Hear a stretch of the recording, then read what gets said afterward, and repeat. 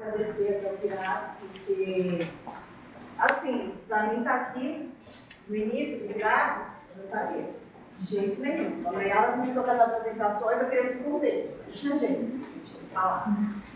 E assim, aqui foi onde eu aprendi que o que a gente quer, a gente pode conseguir. É tanto que temos o nome, eu posso, eu consigo. E eu aprendi muita coisa.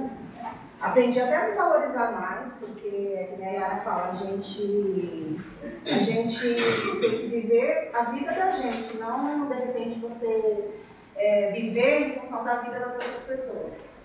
E eu aprendi tudo isso aqui.